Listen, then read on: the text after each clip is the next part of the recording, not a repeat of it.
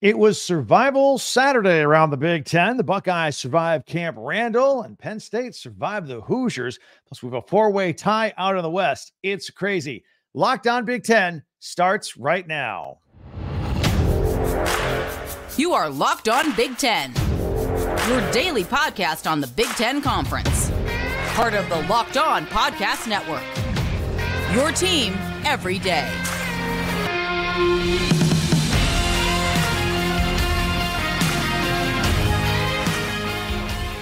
Welcome to Locked On Big Ten. I am Craig Sheeman. Thank you for making us your first listen each and every day. We're free and available wherever you get your podcasts and on YouTube. It's part of the Locked On Podcast Network, your team every day. Today's episode is brought to you by Prize Picks. Go to prizepicks.com/LockedOnCollege and use the code LockedOnCollege for a first deposit match up to $100. Daily fantasy sports made easy. All right, we're going to get into the Buckeyes. They finally got it together the second half and started to roll, and I think they look really, really good. Got some questions about Penn State, even though they won this weekend, and Maryland, too. What is going on?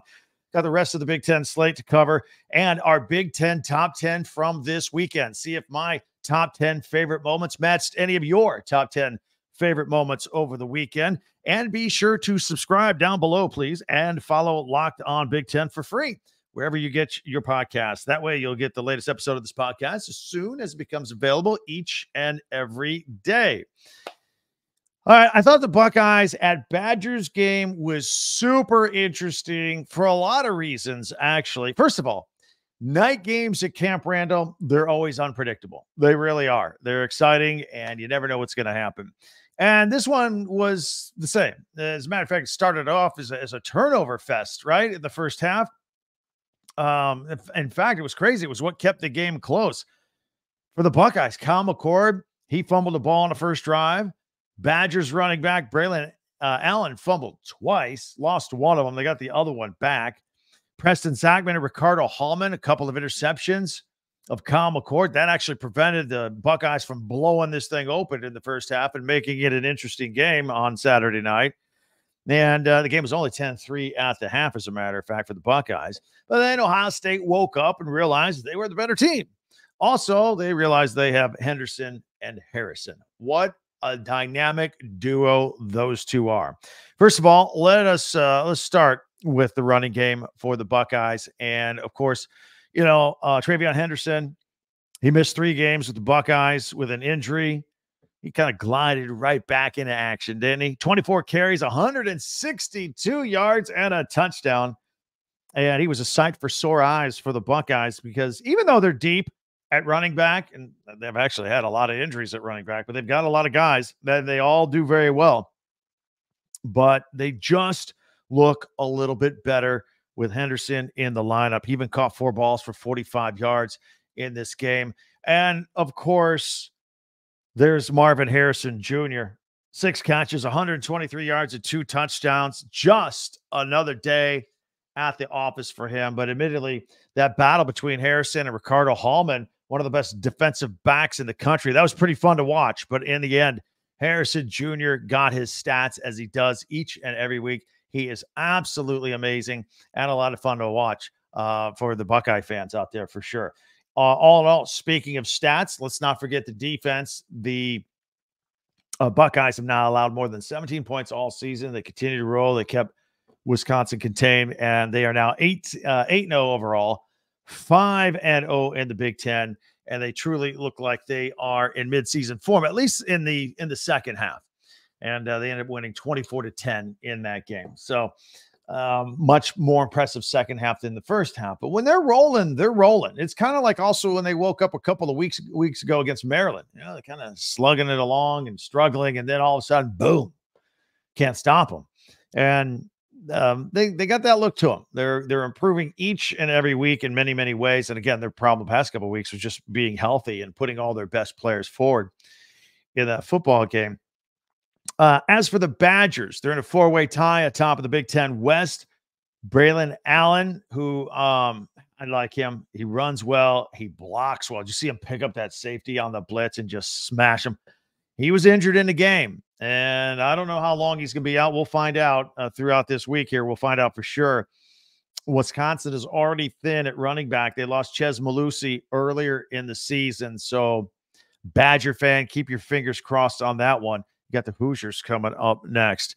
Earlier in the day, speaking of the Hoosiers, they took on Penn State. Penn State came out sleepwalking a little bit in that one, don't you think? And actually, Indiana played their best game of the year. But I predicted here on this podcast, I thought Penn State might come out a little slow for a quarter, coming off the disappointing loss to the Ohio State Buckeyes, where that was one they really wanted to get up in that upper level of the Big Ten, and they just couldn't do it. They lose Ohio State. I think there was a little carryover the following week. But again, I got to give the Hoosiers some credit for playing them pretty well. And Drew Allar threw his first interception of the season. Everybody talked about, hey, look how great he is. He hasn't thrown any interceptions. Some people say, well, he doesn't throw any interceptions because Penn State never throws the ball deep or at risk. A lot of defensive line pressure on him all day. And finally, the late interception came. You got it. They turned it into a field goal, and they tied the game at 24. It was with under 2 minutes to go. This game was tied at 24. Need I say more? Penn State and Indiana. Penn State fans, again, still frustrated with the lack of the explosive downfield offense, but they did it once when it mattered. With about 90 seconds to go, of course, Drew Allar ends up throwing one down the right side, 57-yard touchdown pass to Keandre Lambert-Smith. They get the late lead with 1:46 left in this game. They got a safety afterward to add to the final score, 33-24. But it was an exciting day, probably a little too exciting for Penn State. Great effort by the Hoosiers. That play, by the way, to Lambert-Smith, that was only the second pass play longer than 40 yards all season, and their first since their season opener. They're just not stretching it out down the field. And maybe more plays like that would keep everybody happy, I would think. As far as IU goes, they hit the big play. They were the ones hitting the big plays in the first half, picking Manny Diaz's defense, much acclaimed defense, picking them apart in the first half with a couple of it was, lack of communication by Penn State on the defense. Indiana took advantage of it, got behind the DBs on one play. They had two big plays, one for 90 yards, Brandon Sorsby hitting DeKeith Carter, and then Sorsby later hit Donovan McCauley for a 69-yarder. That was when Penn State blitzed, but the corner thought he was going to have backside help and never came. And Indiana just took that for a ride all the way for a touchdown. Again, miscommunication by the Penn State defense on a couple of plays. Indiana's special teams in this game also killed them. They dropped a punt return. They missed a field goal. When they dropped a punt return, Penn State got it, got the momentum back, scored a touchdown. So there's 7 points. Missed field goal by the Hoosiers. That's 10 points right there in a 9-point ball game. So they hurt themselves. There's no doubt. It could have been a much different ball game if Indiana special teams didn't let them down a couple of weeks in a row. Nevertheless, Penn State gets the win. A couple other things for Indiana I want to mention because they've really struggled this year. Their defensive line played really well. They put pressure on Allar. They made a lot of stop. They didn't let the running game of Penn State kill them, although they did get some yards there. But IU is down to a 4-game season now, man. They've got Wisconsin, at Illinois, Michigan State, and at Purdue. Those are all winnable games. They're also all losable games, but that's what their season comes down to right now. So the 2 big games of the weekend, the Buckeyes beating the Badgers at Camp Randall, and Penn State hanging on to edge out the Hoosiers on Big Ten football action. Those are the main games that came out that I wanted to comment about right here. I'll take your comments on them here at Talk Big Ten on Twitter. Also on our website, talkbig10.com. That is with the number 10. And would love for you to hit us up on that. And also, you can hit me up on YouTube with any comments that you may have. A lot of you have been chiming at me throughout the weekend, been answering as many of those as I can. In addition to that, I want to try to figure out what is wrong with Maryland. They started out so promising, and then they're not. We got to give some kudos to Northwestern and also Nebraska. They're absolutely on a roll. We're going to do all that in 1 minute right here on Locked On Big Ten. Athletic Brewing Company They've completely changed the non-alcoholic beer game. In fact, their award-winning brews beat out full-strength beers in global taste competitions. People couldn't tell. Like, I have some right here. How about that? Nice product placement here on screen. Athletic Brewing Company brews over 50 styles of craft non-alcoholic beer. They do IPAs, they do Goldens, they do sours. They experiment with different flavors all the time, different types, and they're fit for all times. You could be kicking back, watching a game, drinking it. You could be watching your kids' game and drinking it. Again, it's non-alcoholic. You can drink it while you're working out. No hangovers, nothing. It is great. And you can find Athletic Brewing Company's non-alcoholic brews at a store near you, or you can buy them online at athleticbrewing.com. That's athleticbrewing.com. Athletic Brewing Company, fit for all times. And also passion, drive, and patience. It helps with the Big Ten football team, right? Well, it's what brings home the winning trophy. It's also what keeps your ride or die alive. eBay Motors has everything you need to maintain your vehicle and level up to peak performance, from superchargers, roof racks, exhaust kits, LED headlights, and more. Whether you're into speed, power, style, looking good, eBay Motors has got you covered. With over 122 million parts for your number one ride or die, you'll always find exactly what you're looking for. And with eBay Guaranteed Fit, your part is guaranteed to fit your ride every time or your money back. Because with eBay Motors, you're burning rubber, not cash. With all the parts you need at the prices you want, it's easy to turn your car into the MVP and bring home that win, just like your favorite Big Ten team. I'm telling you. Keep your ride or die alive at ebaymotors.com. That's ebaymotors.com. Eligible items only. Exclusions apply. eBay Guaranteed Fit, only available to U.S. customers.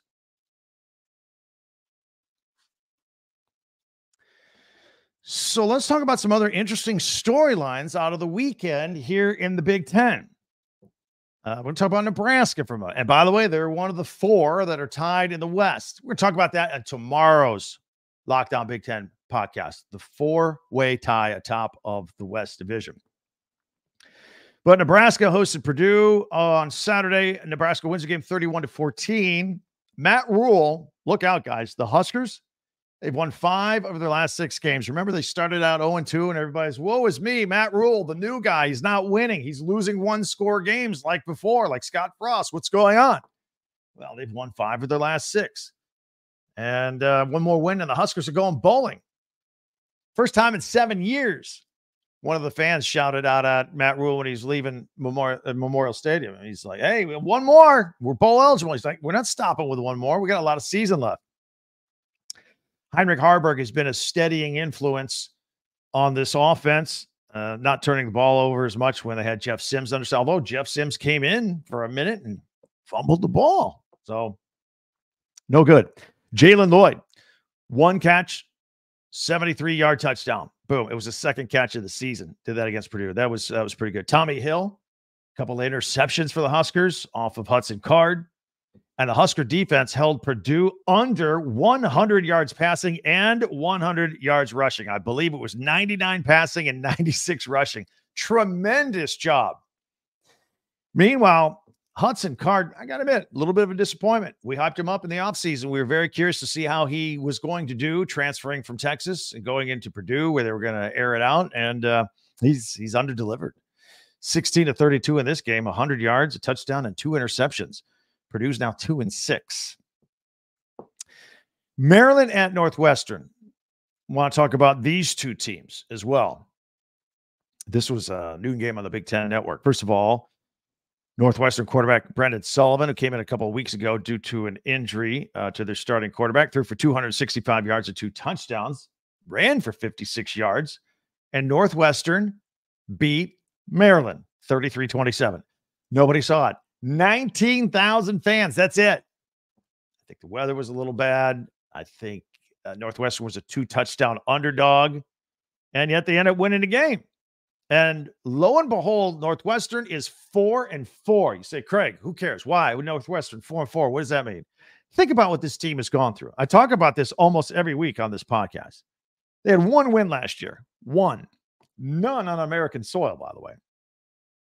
They go through the hazing scandal. They fire Pat Fitzgerald. So interim head coach David Braun, who's a young guy who just came over to, be the defensive coordinator, all of a sudden he's the coach. Like 2 weeks to go before practice, like days before media day. He's got to handle all of this stuff. He's got little kids at home. I think another one on the way at the time. Crazy, right? So for him to kind of stabilize what's going on at Northwestern and have him at 4-4, I've been saying this for a couple of weeks now. Northwestern needs to take the interim tag off of his name and make him the head coach at Northwestern. Doing a great job. Fantastic job. By the way, next week they play Iowa at Wrigley Field. That should be interesting.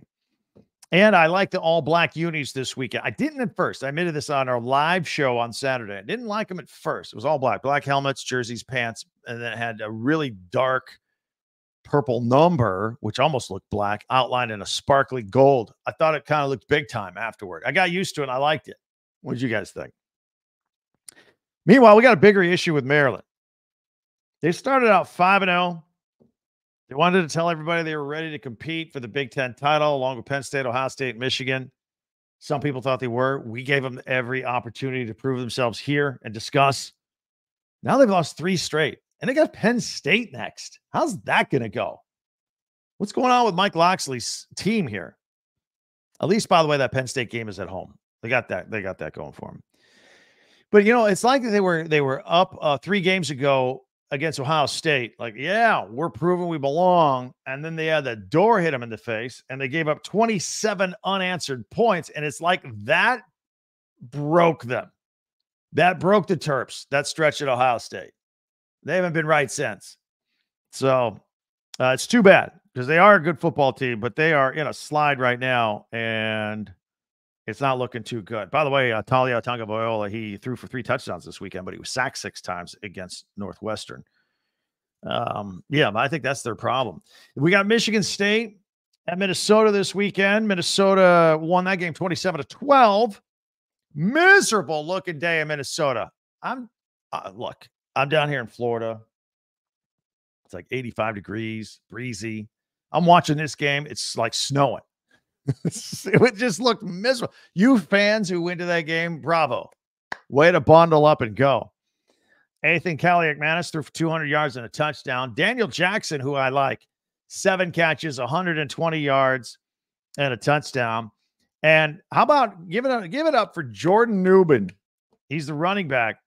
So he's the 3rd stringer, right? He's had 6 carries for 25 yards in the first 7 games. Darius Taylor goes down with an injury. Zach Evans goes down with an injury. Jordan Newman gets the call this weekend. What does he do? 204 yards rushing, a couple of touchdowns, like 40 carries. I mean, what a workhorse. Great job. And next man up. Love it. And also, I think that speaks volumes about the Minnesota offensive line. Absolutely. So good job there.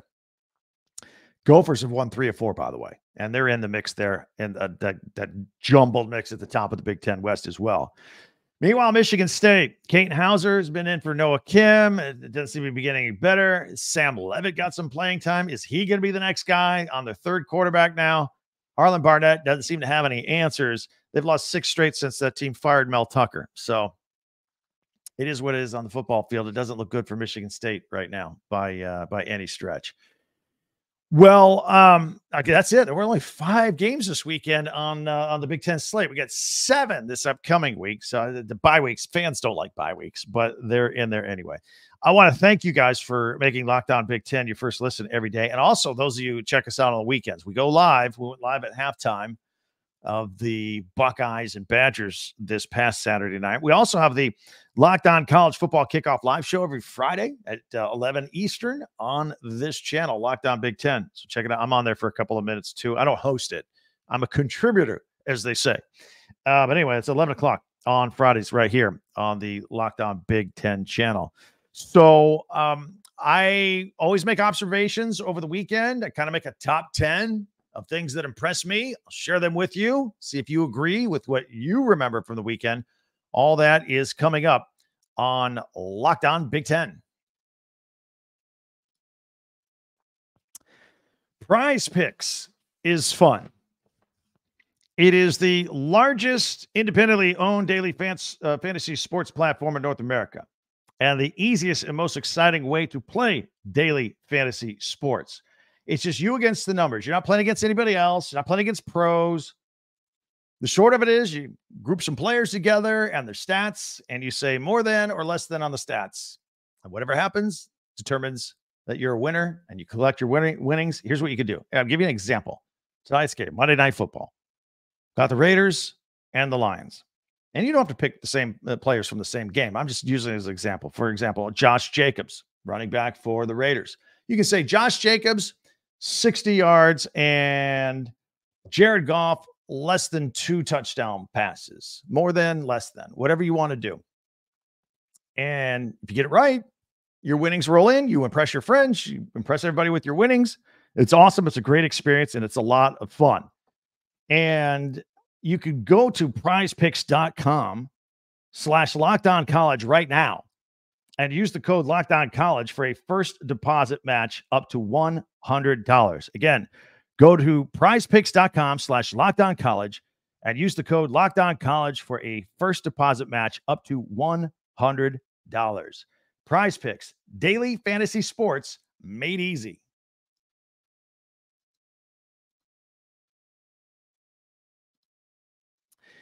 All right, so I am going to give you my top 10 thoughts, observations, events over the weekend in the Big Ten. I'm going to put it up on full screen so you can check this out.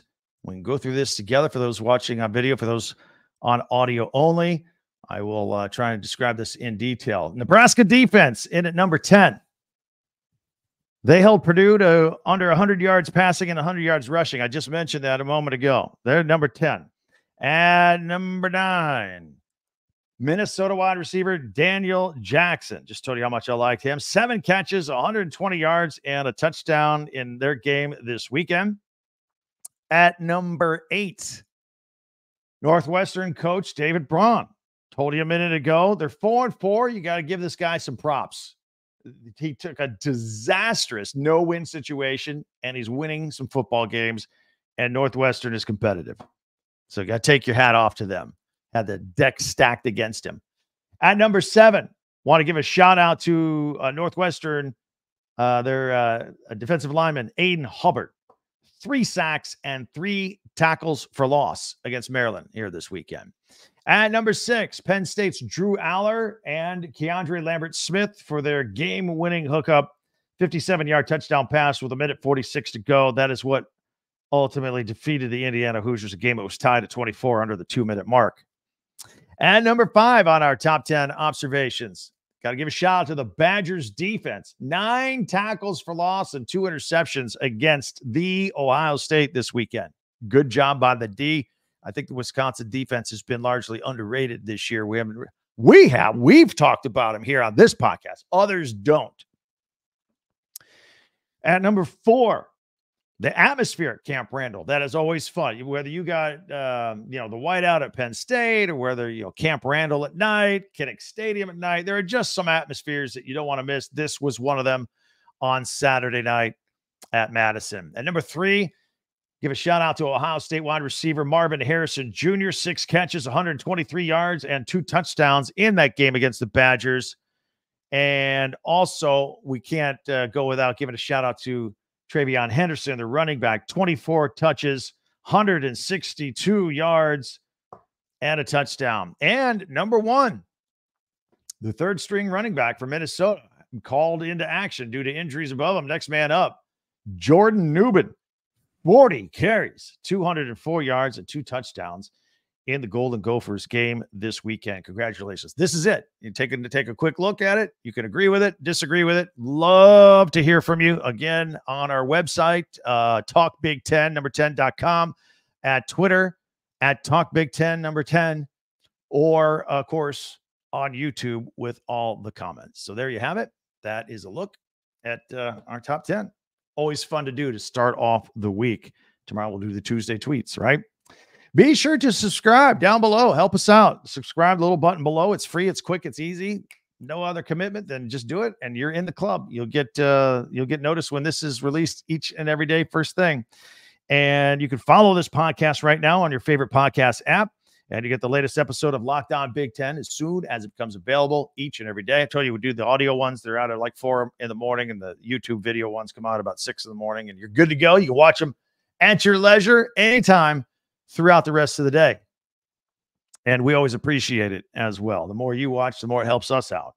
And tell your friends about us too. You got some Big Ten friends or family member, they're alums. Let them know. Let them know what we do here at Locked On Big Ten each and every day.